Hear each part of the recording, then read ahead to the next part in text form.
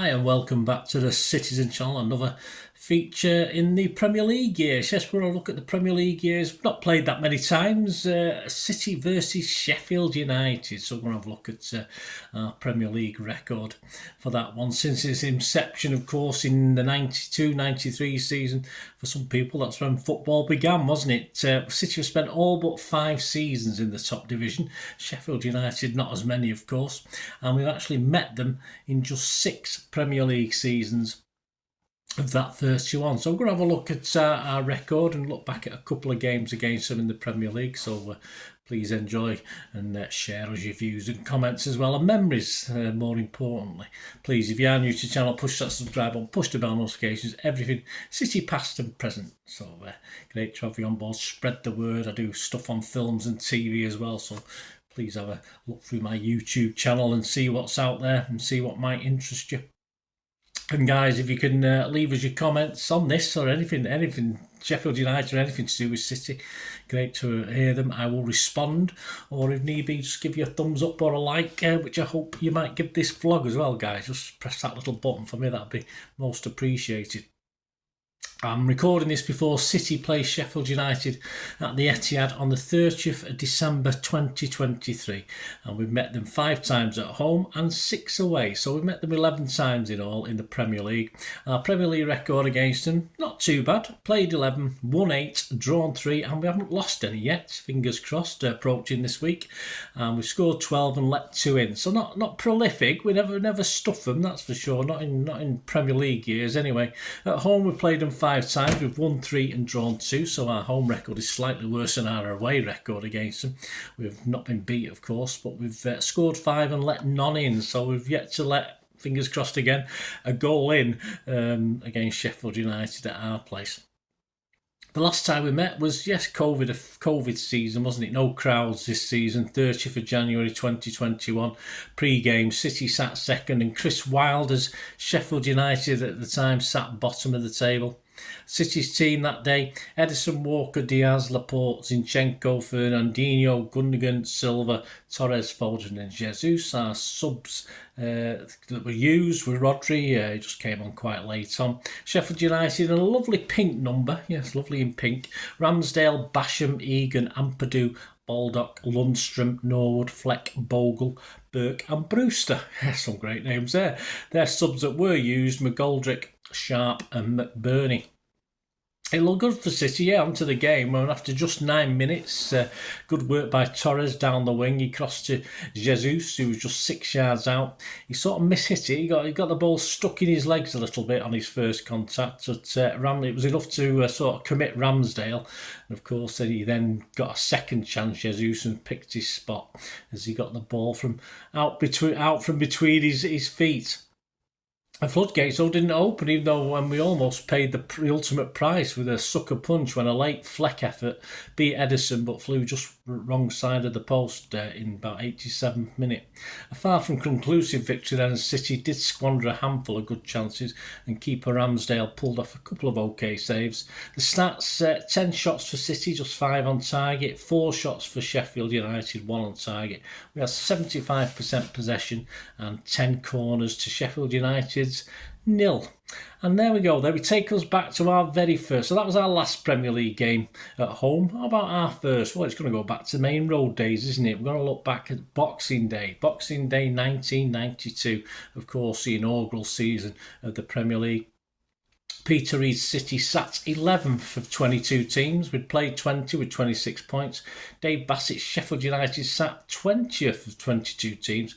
They played 20 with 21 points. Only 5 points behind us, so we weren't doing that great, were we? Although we were a few places above them. The game ended 2-0. The attendance that day was the second highest in the Premier League, 27,455. Our lineup was Creighton, Ian Brightwell, Phelan, McMahon, Curl, Hill, White, Sharon, Quinn, Flickcroft, Holden. Our subs that weren't used: David Brightwell, Reed and Margetson. And Alan Kelly, Chris Kamara, David Barnes, John Gannon, John Pemberton, Paul Beasley, Mitch Ward, replaced by Alan Cork, Paul Rogers, Carl Bradshaw, Brian Dean, replaced by Jamie Hoyland, Glyn Hodges, and their sub that was unused was Ken Vasey. So that's Sheffield United's team. So what I'll do, I sometimes go over to Paul Hince for his match report at the Manchester Evening News or other reporters. But today we're going to go over to King of the Kippax. Yes, hashtag 29. As I'm recording this, they've just produced the very last ever issue of that. So we're going to look at King of the Kippax issue 29 from January 1993 and their How Was It For You feature. And this is a match report supplied by a gentleman called Wayne Morris. So here we go with this. A Yuletide visit of the greasy chip butty boys from Sheffield, better than more turkey. Plenty of snow was expected on the ball, that is, so all was set for a typical battle of the roses. Ebenezer Swales decided to cash in on the seasonal cheer by upping the prices £1. I saw two kids scratching together the extra £2, one saying, I won't have enough for a programme now. Encourages you to bring the kids along, doesn't it? £26 for a family of 4 to stand up on the Kippax. The attendance was given at just over 27,000, seasonally adjusted of course, including a good turnout by the sheep shearers, so good in fact that the kick-off was delayed whilst the end of the Kippax was evacuated to house United fans, or was it for Sky TV? The game began and City imposed themselves with a brilliant McMahon running the show from midfield, ably assisted by the ever-improving Flitcroft, who must be worth an extended run in the central midfield spot. If we were rags, and thankfully we're not, we would be calling him the new Colin Bell by now. It took City 20 minutes to spring the blades, dodgy offside trap. David Wright ran onto a Creighton clearance, which was flicked on by Quinn with a lob over the advancing Kelly to make it 1-0, and we looked set for a bagful against a piss-poor Galeless United side. Slippery Ricky again beat the trap, latching onto a through ball, Holden this is, by Macca, and slid the ball under the keeper, but the North Stand end blind spot struck again when the ref, who looked like Clive Anderson, agreed with the late flagging linesman and ruled it out. City were rarely troubled. Creighton hardly had a shot to save. A good first half for City, but we should have taken our numerous chances. Terry Phelan made some cracking runs down both flanks, linking up with both Brightwell and Holden, which prompted Andy Gray on Sky to say, I don't know what he's on, but I wouldn't mind some. Try a couple of the pubs, hotels in Salford, Andy. Only joking, Terry. At the start of the second half, we were nearly called. The ref gave a corner that clearly wasn't, and from the flag kick, Dean managed to beat both Quinn and Creighton to the ball, which he then dispatched into the net. But in doing so, he climbed all over Creighton, and the effort was rightly ruled out. The obscene gestures to the linesman are out of order, TC. You're going to get yourself sent off if you're not careful. Well, he had a habit of that, didn't he? Dave Bassett's Red and White Army song for about 5 minutes. We've got a song that will get on your nerves. Someone took their finger off the mute button in the Kippax and quite an atmosphere began to build up for a change. Someone said, I wish City would score and shut them buggers up, or words to that effect. And Tricky Ricky, duly obliged, swinging his trusty 9-iron, produced a pinpoint cross which Whitey powered in at the near post, completely ruining his Lionel Blair cut in the process, which must have impressed the watching Sooners. Sheffield rallied briefly with City old boy Bradshaw having a couple of good efforts, one being a snapshot which Creighton turned round the post, the other a Dennis Stewart style overhead kick which clipped the top of the crossbar. Court came on and out-jumped Curl, not much of a feat, but headed wide. Dean was carried off after a clash of heads with the again outstanding Andy Hill. Dean receiving applause from the sporting City fans. He was replaced by another ex-Blue, Jamie Hoyland, who didn't really do much. Quinn, who looked knackered, missed a sitter towards the end, hitting the ball straight at the keeper. I think the long ball has taken its toll. The back pass rule hasn't helped either, chasing all those lost causes. At the final whistle, with 3 points safely in the bag, I dashed off to try and get home for the ridiculously timed 5 o'clock highlights on Sky, when any football fan worth his salt would be on his way home from the match. There you go. So my thanks to King of the Kippax and Wayne Morris for their match report there. Over to Paul Hince in the Manchester Evening News' form guide of the day. He gave Creighton an 8, Ian Brightwell and Terry Phelan a 7, McMahon got an 8, Keith Curl got a 7, Mr Hill, who was obviously praised there by Mr Morris, Andy Hill got an 8, and 9, David White got a 9, 7 for Sharon, 8 for Quinn, Flitcroft and Holden both got 7. Of course, the subs didn't play. The referee that day was Mr Kay Barrett from Coventry. He got marked 7 out of 10 by Mr Hince, who was always generous to the referees.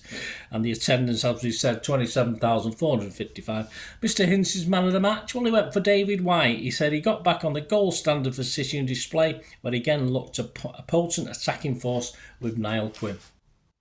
Peter Reid. What about Peter Reid's views on it in the Manchester Evening News? He said, Sheffield United are always difficult to play against, and I was delighted with the way we sorted things out. We mixed it up and caused them a lot of problems, as well as White's goals. Sharon had a couple of chances, and Quinn was desperately unlucky when he hit the keeper's legs. I felt sorry for the big man because he had done so well. They tried to squeeze us with the offside trap, and we had players running from deep positions with Sharon coming across their back four from the flank and White bending his runs. I was pleased with the way that worked. One thing that did worry me was the set piece situation. They were very dangerous, but our keeper made the saves when he had to. And just as a matter of interest, in and around the Premier League that day, some results and crowds. Arsenal 0, Ipswich 0, 26,198. Blackburn 3, Leeds 1, 19,910. Chelsea 1, Southampton 1, 18,344. Coventry 3, Aston Villa 0, 24,245. Crystal Palace 2, Wimbledon 0, 16,825. Everton 2, Middlesbrough 2, 24,391. City, of course, in front of 27,455, won 2-0. Norwich 0, Tottenham 0 in front of 19,413. Oldham against Liverpool was postponed. I'm not sure of the reason. Sheffield Wednesday 3, Manchester United 3. Yes, and Sheffield Wednesday were actually 3-0 up in that one, so not great. That was the biggest crowd of the day in the Premier League, 37,708. So there you go, guys. That's the sum for that day. How did it end? Well, Sheffield United, of course, City tottered along as we do, but Sheffield United managed to improve vastly, actually. They ended up finished 14th, played 42 with 52 points. And, of course, the corresponding game at Bramall Lane the following April ended 1-1. So there you go, guys. Thanks for joining me for this look back at City versus Sheffield United, the Premier League years. Let me know any memories. Of course, I was there that day. I don't remember too much about the game, but hey, we won. That's all that matters, isn't it? And it was a Boxing Day game. I'd say we seem to have a few more at Main Road than we tend to have at the Etihad these days, but it is what it is. Anyway, let us know any memories you've got, guys. Hope you enjoyed that. Thanks for watching. Till we meet again, that's one thing, don't I? Please stay safe, Blues. Come on, City.